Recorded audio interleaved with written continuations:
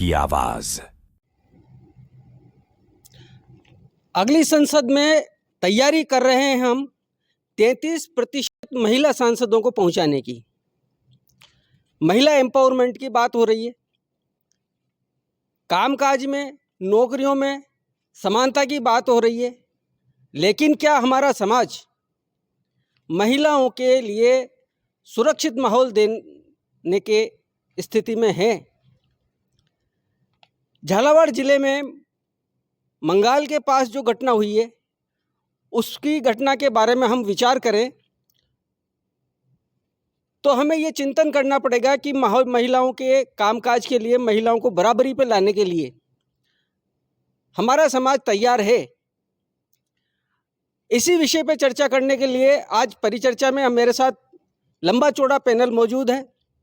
मैं प्रद्युम्न शर्मा स्वागत करता हूं आपका अतुल्य भारत न्यूज़ चैनल में।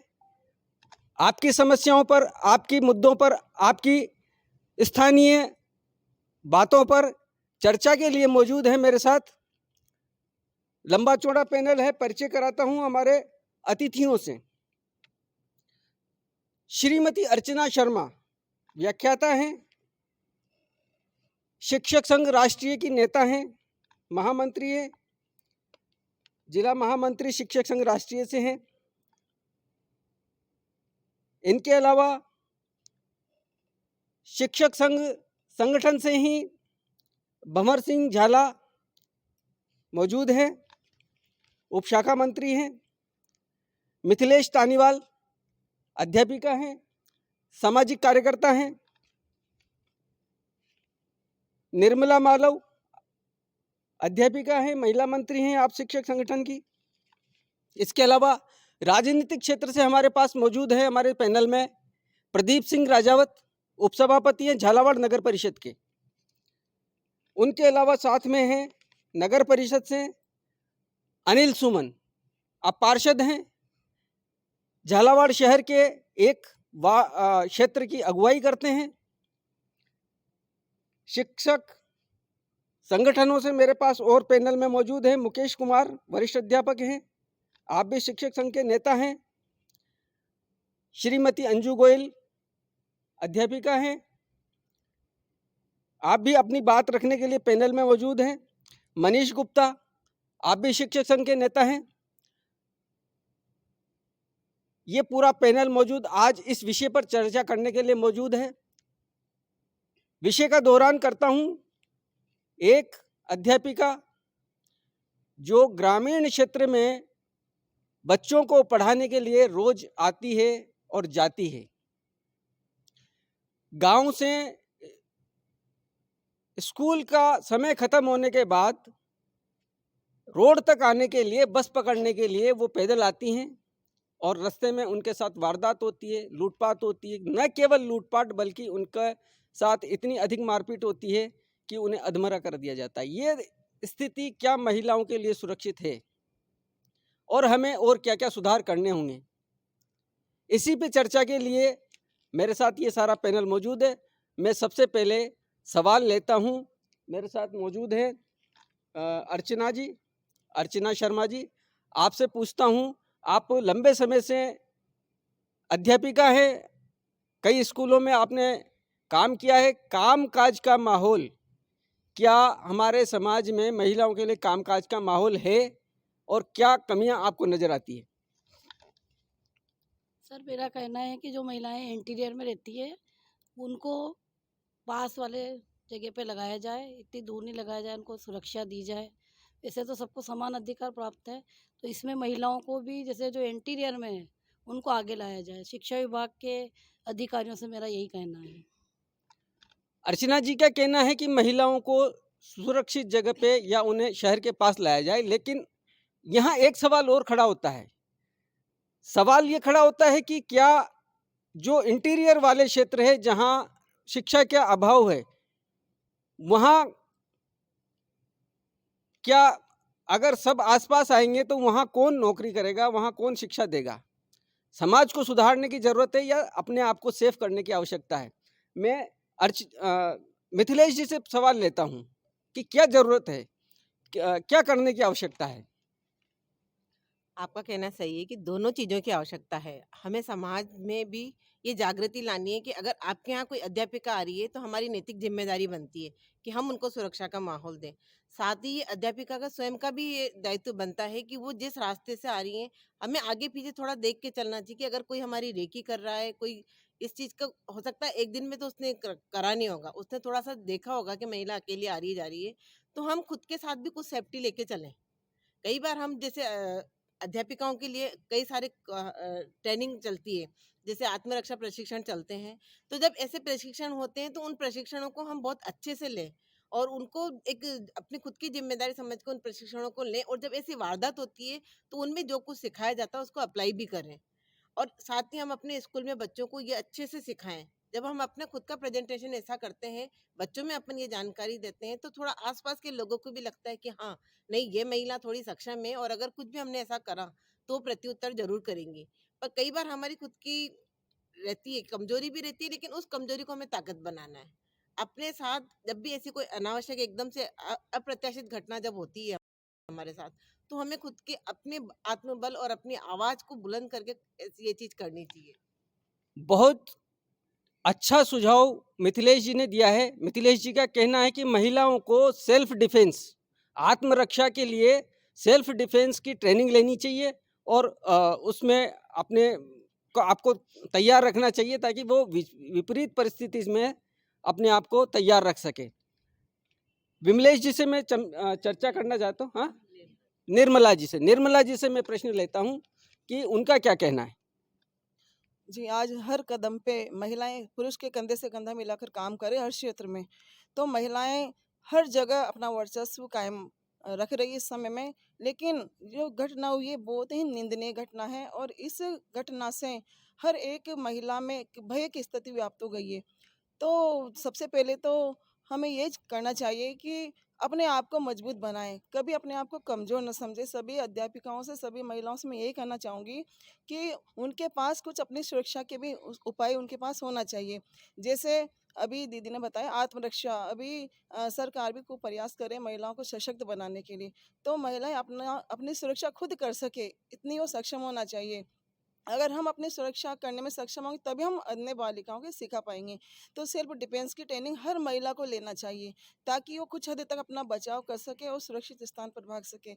इसके अलावा अपने पास एक बहुत ही मजबूत हथियार होता है, वो अपनी आवाज़, हम जोर से चिल्ला करके भी उसका विरोध कर सकते हैं।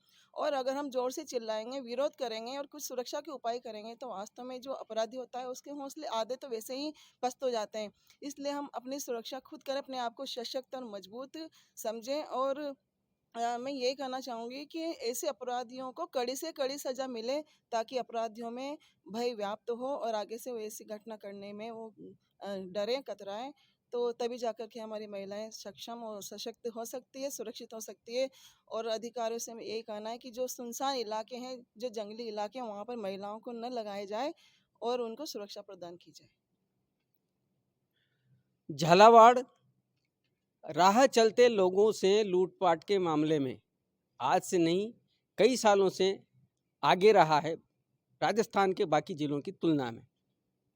कुछ जराइम पेशा जातियां हैं जो हमेशा ऐसी वारदातों में उनका भागीदारी सामने आती है। इन जराइम पेशा जातियों को समाज की मुख्यधारा से जोड़ने के लिए सरकार के कई प्रयास हुए हैं। करोड़ों रुपए इन जातियों के उन्नयन के लिए खर्च हुए हैं। क्या कारण है कि इतने प्रयास के बावजूद ये जातियां समाज की मुख्यधारा से नहीं जुड़ पाई? प्रश्न लेकर जा रहा हूं मैं प्रदीप सिंह राजावत, उपसभापति। क्या कारण है कि इतना खर्च करने के बावजूद ये जातियां समाज की मुख्यधारा में नहीं आ पा रही? निरंतर सरकारें प्रयास करती हैं और पहले से काफ़ी सुधार भी हुआ है। हम देखते हैं कि इनके कई सारे ऐसे काम थे, जैसे हथकड़ का काम ये लोग करते थे, शिक्षा से बिल्कुल विमुख थे। अन्य कई इनको आर्थिक जो परेशानियां थी उनको भी पिछली जो यहाँ की पूर्व मुख्यमंत्री महोदया रही, उन्होंने मुख्य धारा में इनको लाने के काफ़ी प्रयास किए हैं। इसके लिए इनको इनके यहाँ पे स्कूल खोलने के भी प्रयास हुए हैं, इनको पानी भी उपलब्ध कराया, इनको रोजगार के साधन भी मुहैया कराएं, इनको चौकीदारी का और उसका काम भी उस समय पे दिया गया था, पुलिस मित्र वगैरह बना के। फिर भी इसके बाद भी मैं मानता हूँ कि अभी और इनमें सुधार की आवश्यकता है और लगातार सरकारों को ऐसे अभियान चलाने चाहिए जिससे इनमें जागरूकता आए और क्राइम की बजाय मुख्य धारा में जुड़कर आम जन में जो इनके प्रति एक खौफ का और उसका वातावरण इसको दूर करके मुख्य धारा से इनको जुड़ के लोगों के जो ये गलत काम है जो इस से मैं बात करूंगा सिर्फ अकेली महिला वाला ये विषय नहीं है, ये विषय क्राइम से जुड़ा हुआ है। इसमें इसमें जो पीड़ित है वो महिला है, लेकिन ऐसे क्राइम इन्होंने पुरुषों के साथ भी किए हुए हैं। तो मेरा मानना है कि इनको इस जो इनकी क्राइम की जो सोच है उसको दूर करने के लिए हमें प्रयास करने होंगे, समाज को प्रयास करने होंगे, समाज की जो स्वयंसेवी संस्थाएं हैं इनको प्रयास करने होंगे, तब जाके अपन इसमें सफल हो पाएंगे। अनिल जी शहर के एक क्षेत्र का प्रतिनिधित्व करते हैं। ये जो माहौल है सिर्फ गांव का नहीं है, शहरों में भी इस तरह के बच्चियों के साथ वारदातें, छेड़छाड़ की घटनाएं होती हैं। क्या प्रयास करने चाहिए? हमारे समाज से ही अपराधी पैदा होता है और समाज के बीच ही अपराध होते हैं। क्या प्रयास होने चाहिए कि युवाओं के बीच, बच्चों के बीच हमें इस तरह की जागरूकता या महिलाओं के प्रति समानता का भाव पैदा हो, उसके लिए क्या प्रयास करनी चाहिए? अनिल जी। भाई इसमें क्या है कि महिलाओं के प्रति जो पुराने उससे चलते हैं कि भाई पहले महिलाओं को उससे देखते थे कि भाई ये घर का ही काम कर सकती हैं। अब महिलाएं घर से बाहर निकल के पुरुषों के साथ कंधे से कंधा मिला के चल रही हैं और महिलाओं के लिए सरकार जो है अभी प्रेजेंट में जो सरकार थी वो भी खूब उन्होंने भी फुल प्रयास किया है, 33% आरक्षण दिया है। अगली बार उस आरक्षण को आने वाले 5 साल बाद उसे उसमें कर देंगे, तो उसमें भी महिलाओं का और ज़्यादा भागीदारी रहेगी सब चीज़ में। लेकिन जो जो निचले स्तर के जो बच्चे रहते हैं वो पढ़ाई में ध्यान नहीं दे पाते, उनके माँ बाप उनका ध्यान नहीं रखते हैं, तो वहाँ जाके थोड़ा उन्हें जागरूक करने की आवश्यकता है। जो गाँव में भाई बच्चे पढ़ाई में क्यों इंटरेस्ट नहीं रखते हैं, उन्हें काम धंधे में लगा दिया जाता है बचपन से ही कि भाई आप बिना काम किए, उनके घर स्थितियाँ कमज़ोर रहती है तो वो आदमी क्या करते हैं कि काम करो तो 2 टाइम का खाना मिलेगा। उसके बाद सब चीज़ सुविधा मिलने के बावजूद भी और जब पढ़ाई नहीं आएगी, बच्चों में शिक्षा नहीं आएगी, तो उस वजह से बच्चे फिर ये इस चीज़ में चलते हैं, अपराध की तरफ अपराध की तरफ से जाते बचेंगे। हैं। हाँ, उससे बचें। भंवर सिंह जी, आप लंबे समय से बच्चों को पढ़ाते रहे हैं। क्या कारण है कि समाज में जो अपराध होते हैं वो बचपन से बच्चों के दिमाग में महिलाओं के प्रति सम्मान की भावना पैदा हो, उसके लिए क्या प्रयास होने चाहिए? इस स्तर पे ये प्रयास होना चाहिए कि विद्यालयों में संस्कार सृजन का काम भी हो। जैसे आरएसएस के जो विद्यालय होते हैं वहाँ पे काफ़ी बच्चों को संस्कार दिए जाते हैं। आजकल क्या जो अंग्रेजी शिक्षा प्रणाली है उसके माध्यम से बच्चों को गुड मॉर्निंग गुड नाइट तो सब सिखा दिया जाता है, लेकिन संस्कार के मामले में अंग्रेजी माध्यम जो स्कूल है वो काफ़ी पीछे हैं। तो एक अलग से कोर्स चलाया जाए जिसमें बच्चों को संस्कार सिखाया जाए, तो ये भविष्य में जब वो बच्चे पढ़ लिख के बड़े हो तो ऐसे गलत कार्य न करें और समाज में काफ़ी सुधार आए। इसके बारे में हमारे संगठन ने कल ही जैसे ही घटना घटी तो हमारे संगठन के जुझारू जिलाध्यक्ष महोदय भाई सीताराम जी गौड़ उसी समय सैटेलाइट अस्पताल पहुंचकर मैडम का हालचाल पूछा और उसके तत्पश्चात ही हमने थाने में कम से कम 25-30 जनों ने इकट्ठे होकर ज्ञापन दिया और सीआई महोदय से अपील की कि भाई जल्दी जल्दी इनको जो अपराधी उसको गिरफ्तार किया जाए और उसको यदि गिरफ्तार जल्दी नहीं किया गया तो हम फिर आगे इसके लिए प्रयास करेंगे। महिलाओं के साथ वारदात की पहली घटना नहीं है, अभी कुछ ही दिनों में कई सारी घटनाएं हुई है। बड़े बाजार में चेन स्नैचिंग की घटना हुई, उससे पहले एक और वारदात हुई। लगातार हो रही वारदातों में क्या पुलिस प्रशासन ऐसी घटनाओं पर लगाम लगाने में नाकाम है? एक सवाल है, मैं लेकर जा रहा हूँ मैडम के पास। क्या शुभ नाम आपका? अंजू गोयल। अंजू गोयल जी, बताइए क्या पुलिस जी नाकाम रही है? जी बिल्कुल, मैंने देखा है। मेरी कॉलोनी में अभी कुछ महीने पहले एक वारदात ऐसी हुई कि मंदिर में महिला बैठी थी और वो चेन गले में से खींच कर ले गया, उसको पकड़ भी लिया और फिर उसके बाद में वो चला भी गया, लेकिन उसके खिलाफ कोई कार्रवाई नहीं हुई, वो छूट गया। तो इस तरीके जो उनके साथ घटनाएं होती हैं उनको वो नहीं मिलता है, सज़ा नहीं मिल पाती, तो फिर उनके हौसले बुलंद हो जाते हैं। तो तत्काल प्रभाव से उनको सज़ा होनी चाहिए और सख्ती से उन पर कार्रवाई होनी चाहिए। और जिस तरह की घटना ये हुई है तो महिलाओं की सुरक्षा के लिए एक बहुत बड़ा प्रश्न चिन्ह है, क्योंकि जॉब तो करना है, महिलाओं को बाहर निकलना है, तो इस तरह की घटना होगी तो पुलिस की कार्यशैली पर सवाल खड़ा किया है। महिलाओं के साथ चेन छीनी गई, लेकिन उससे बिना सजा दिए छोड़ दिया गया। घटना का ज़्यादा वर्णन है नहीं, पर यदि ऐसा होता है तो कार्यशैली पर कहीं ना कहीं सवाल खड़े होते हैं। इस तरह की पहले भी वारदातें हुई है। मैं सवाल लेता हूं मिथिलेश जी से, क्या पुलिस कहीं ना कहीं अपराधों पर नियंत्रण करने में नाकाम रही है? ये जैसा कि अभी अंजू जी ने बताया कि इनके पास की ये घटना थी और बोल रही है तो वाकई में सच होगा ही सही। उनका तुरंत उसका इलाज होना चाहिए। हाँ, और ऐसा ही जो बता रही है, मेरे भाई के वहाँ भी एक बार ऐसा हुआ था कि बच्चा अकेला था और बाहर से कुछ ऐसे असामाजिक तत्व घर के अंदर आ गए थे। उनकी मतलब सीसीटीवी कैमरे में उनकी फुटेज आ गई थी और 2 दिन बाद उनका पेपर में भी आ गया था। लेकिन आज तक उनको हमने कई बार निगरानी भी रखी इस चीज़ की, उन लोगों को अभी तक अरेस्ट नहीं किया गया था। तो ऐसी कई सारी घटनाएँ होती हैं। अगर तुरंत न्याय मिलता है, तो शायद उनको उनके अंदर भी ये डर पैदा हो। दूसरी चीज़ें ये है कि लोग बाग रोज़गार जो शिक्षा है, वो रोज़गार परक भी होनी चाहिए। अगर लोगों को रोज़गार नहीं मिलता, तो वो इस दिशा की तरफ जाते हैं। तो ऐसी चीज़ें भी हमने कि छोटे-छोटे रोज़गार उन लोगों को करनी चाहिए ताकि वो इस तरफ दिशा की तरफ ना जाए। और अगर पुलिस का तो वाक़ई में डर होना बहुत ज़रूरी है। अगर पुलिस का ही डर नहीं रहेगा, तो ऐसी घटनाएँ आम होना एक देखा जाए स्वाभाविक बात हो जाएगी। लूट की वारदातें लंबे समय से झालावाड़ में होती रही है और राह चलते लोगों को लूटने के मामले में कई पुराना रिकॉर्ड झालावाड़ का रहा है क्राइम में।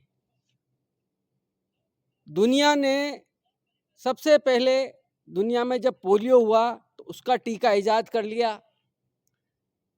काली खांसी, खसरा और दुनिया भर की गंभीर बीमारियों के इलाज इजाद कर लिए। अभी कोरोना आया, 6 महीने में उसका टीका बना लिया। लेकिन क्या कारण है कि इस तरह की लूट और वारदातों से जुड़े हुए लोग, उनका कोई प्रॉपर इलाज, कोई प्रॉपर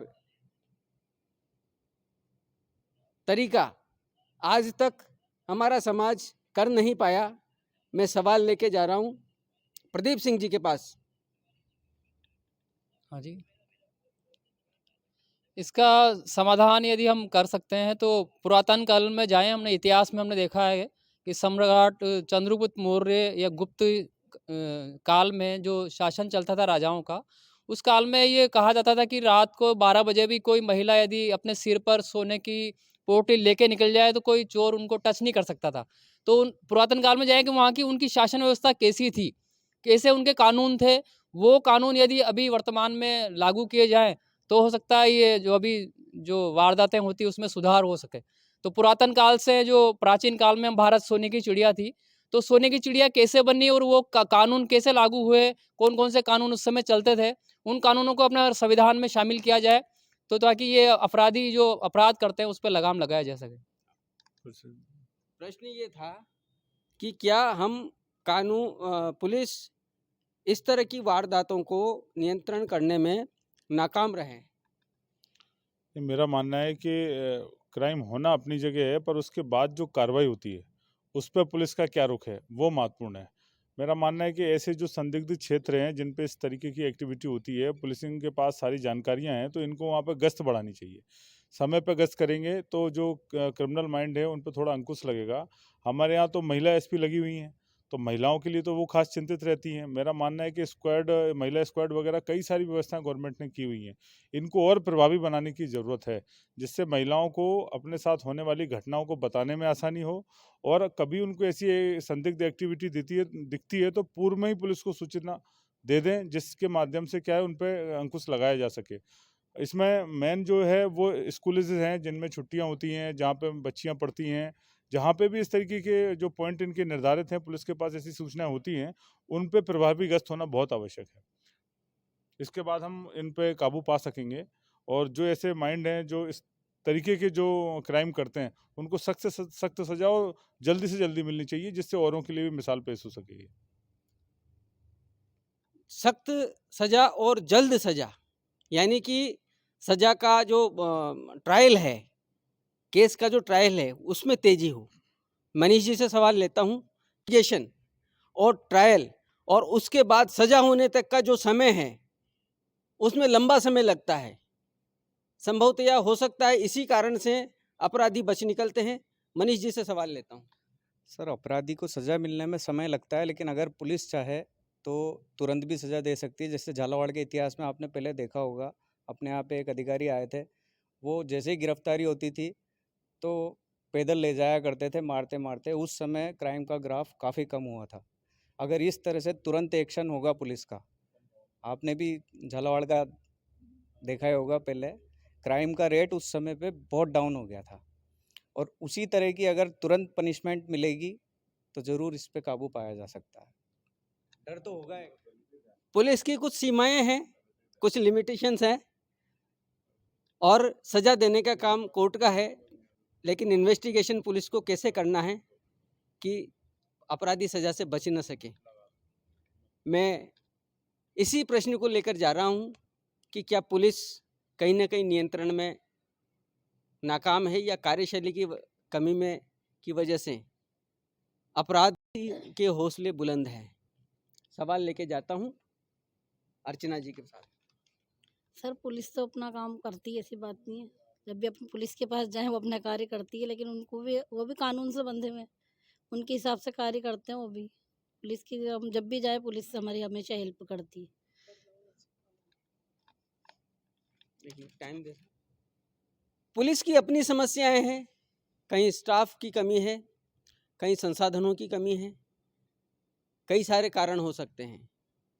मैं सवाल लेता हूं कि वास्तव में अपराध जिस लेवल पे हैं और समाज में जितनी बड़ी संख्या है, क्या पुलिस उसकी तुलना में पुलिस बल मौजूद है और पुलिस की अपनी अपनी समस्याएं हैं।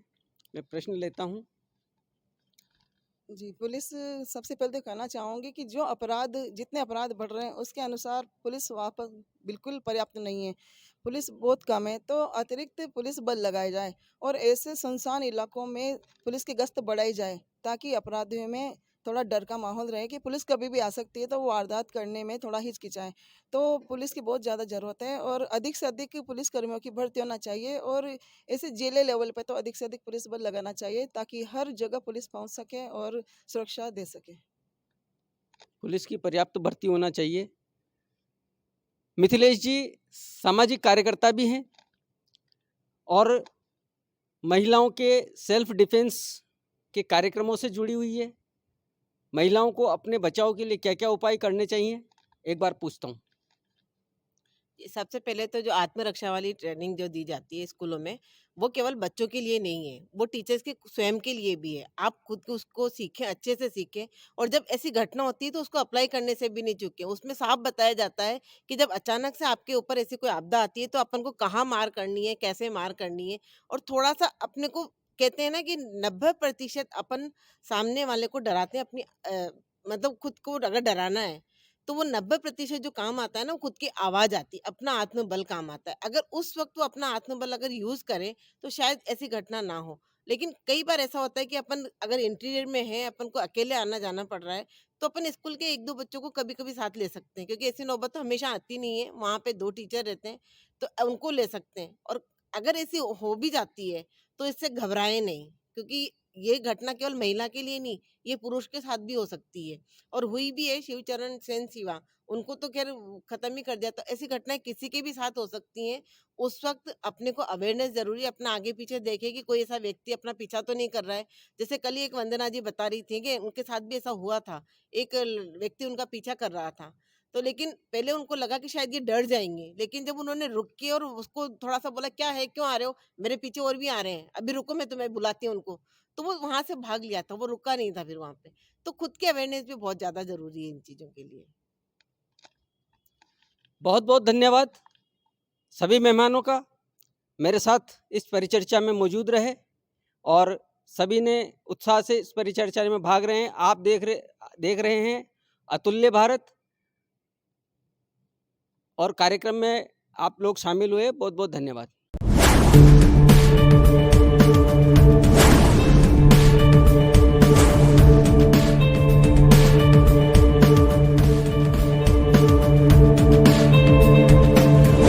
अतुल्य भारत न्यूज, भारत की आवाज। शहर के बीचों बीच भवानी मंडी की पहली टेरिस होटल